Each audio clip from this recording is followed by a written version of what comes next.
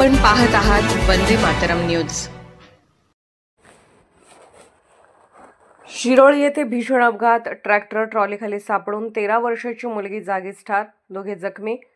उसाने भरलेल्या tractor ट्रॉलीला motorcycle overtake करीत असताना झालेल्या अपघातात ट्रॉलीच्या चाकाखाली सापडून कुमारी गंगा पिंटू भणमोरे वय 13 वर्ष, राहणार दत्तनगर शिरोळ ही मुलगी जागीच ठार झाली, तर दोघे जण जखमी झाले आहेत। ही घटना बुधवार दिनांक 26 फेब्रुवारी 2025 रोजी सायंकाळी 7:30 वाजण्याच्या सुमारास शिरोळ जयसिंगपूर मार्गावरील गणेशनगर स्टॉप शेजारी घडली। जखमीस सांगली सिव्हिल हॉस्पिटल येथे उपचारासाठी दाखल करण्यात आला आहे।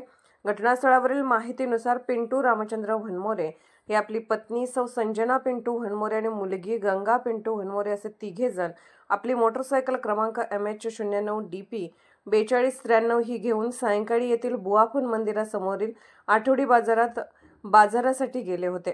आपल्या घरातील बाजार घेऊन ते पुन्हा आपली पत्नी सौ संजना व मुलगी गंगा हिच्या समवेत मोटरसायकलवरून घरी दत्तनगरकडे शिरोळ जयसिंगपूर मार्गावरून चालले होते। या दरम्यान बुधवारी सायंकाळी 8 वाजण्याच्या सुमारास याच मार्गावरून जयसिंगपूर दिशेला जाणारा उसाने भरलेल्या 2 ट्रॉली घेऊन जाणारा ट्रॅक्टर क्रमांक MH44S 8760 हा गणेशनगर बस स्टॉप नजीक आला असता सदर ट्रॅक्टर ट्रॉलीला पिंटू भणमोरे हे आपल्या मोटरसायकलवरून ओव्हरटेक करत असताना दोन्ही वाहनांची ठोकर झाली।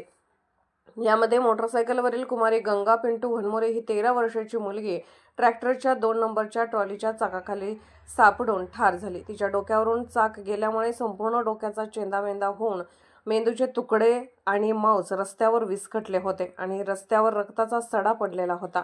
मोटरसायकल स्वार पिंटू रामचंद्र भणमोरे याच्या पायाला, सौ संजना पिंटू भणमोरे यांच्या हाताला दुखापत झाली। अपघात झाल्यानंतर घटनास्थळी मोठी गर्दी झाली होती।